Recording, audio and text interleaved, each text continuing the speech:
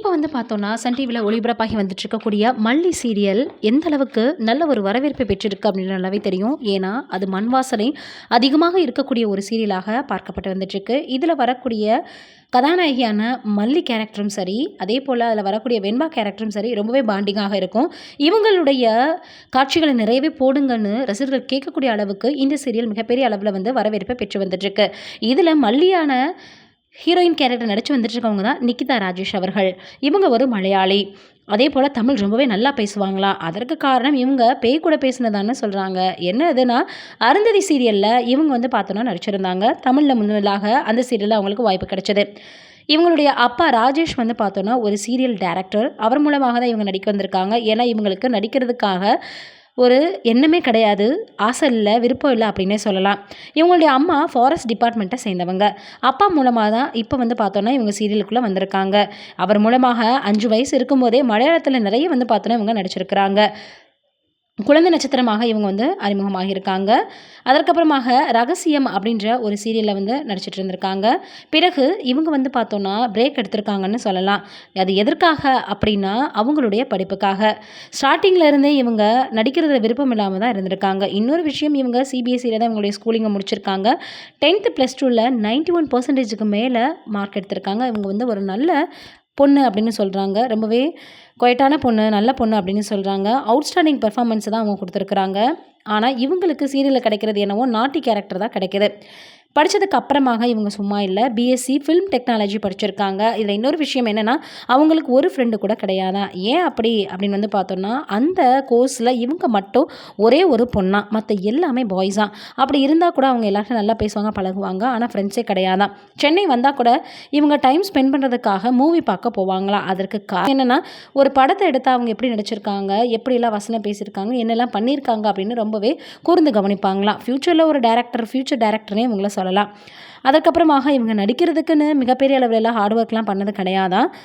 அதேபோல இந்த படம் நம்மளுக்கு கிடைக்கலையே, இந்த வாய்ப்பு நம்மளுக்கு கிடைக்கலையேன்னு டிசப்பாயின்ட்மெண்ட்லாம் ஆனது கிடையாதாம். ஏன்னா இவங்களுக்கு நடிக்கிறதுக்கான எண்ணமே கிடையாது. குறிப்பாக மூவிஸ்ல கூட நடிக்கணுன்ற எண்ணமும் கிடையாதாம். மஞ்சரிக்கும் காலம் அப்படின்ற சீரியல் மூலமாக மறுபடியும் இவங்க வந்து மலையாளத்தில் கம்பேக் கொடுத்தாங்க. அதில் ஜானி குட்டி அப்படின்ற கேரக்டர் நடிச்சிருந்தாங்க. ஜானி குட்டி அப்படின்னாலே இப்போ வரைக்குமே இவங்களுடைய முகம் தான் ஞாபகம் வருமா. ஜானி குட்டி அப்படின்னாலே நிக்கிதா ராஜேஷ் அப்படின்னு சொல்லக்கூடிய அளவுக்கு அந்த கேரக்டர் ரொம்பவே ஃபேமஸ் ஆச்சாம். இவங்களுடைய ஃபேன் வந்து பார்த்தோன்னா, இவங்கள ரொம்பவே கொண்டாடி தீர்த்துருவாங்க அப்படின்னு சொல்லலாம்.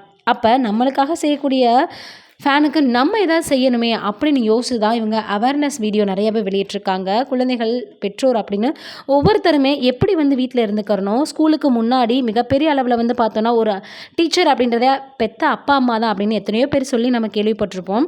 அதை தான் இவங்க ரொம்பவே நடைமுறையாக கொண்டு வரணும்னு அவேர்னஸ் வீடியோவாக வெளியிட்டிருந்தாங்க. ஒரு வீட்டில் அப்பா அம்மா குழந்தைகள் எல்லாரும் உட்காந்து 1 hour நம்ம டைம் ஸ்பெண்ட் பண்ணாலே நிறைய விஷயங்களை கற்றுக்கலாம். குழந்தைகளும் யதார்த்தமாக இருப்பாங்க. தவறுகள் அங்கே குறைவாக இருக்கும்.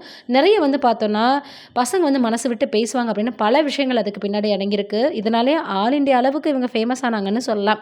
Home is the best school, parents R the teachers அப்படின்ற மாதிரி அதை அடிப்படையாக வச்சு இவங்க கேம்பிங் கூட 7:30 to 8:30 அப்படின்ற மாதிரி கூட சில விஷயங்களை பேசியிருந்தாங்க. மிகப்பெரிய அளவில் அது எல்லோருடையுமே வரவேற்பு பெற்றிருந்தது. இப்படி இருக்கக்கூடிய சூழ்நிலையில் நல்ல நடிகையாக வலம் வந்துட்டு இருக்காங்க. பிடிக்காம ஒரு துறைக்குள்ளே வந்தாலும் கூட அவங்களுடைய வந்து பார்த்தோன்னா ஒரு ஹார்ட் ஒர்க் அப்படின்னே பண்ணலாம். ஏன்னா எந்த ஒரு விஷயமாக இருந்தாலும் நம்மளுக்கு பிடிச்சாலும் பிடிக்கலனாலும் ஒர்க்குன்னு வந்துட்டா நம்ம ஹார்ட் ஒர்க் பண்ணணும், மிகப்பெரிய அளவில் அதுக்குன்னு மெனக்கிடணும் அப்படின்ற எண்ணங்கள் இருந்தாலே அந்த துறையில் மிகப்பெரிய அளவில் நம்ம வந்து பார்த்தோன்னா நல்ல ஒரு முன்னேற்றத்தை அடையலாம். இதில் குறிப்பான விஷயம் என்னென்னா, பகத் ஃபாசிலை இவங்களுக்கு ரொம்பவே பிடிக்குமா. அவருடைய படம்னா அவங்க பார்க்காம இருக்கவே மாட்டாங்களாம். அதையும் தாண்டி அவரை வச்சு டைரக்ட் பண்ணணும் அப்படின்றத இவங்களுடைய கனவுன்னு சொல்லலாம். அடுத்ததாக வந்து பார்த்தோன்னா, ஏற்கனவே சன் டிவி சீரியலில் அருந்ததே அவங்களுக்கு முதல் வாய்ப்பு அப்படின்னு நம்ம பார்த்துருந்தோம்.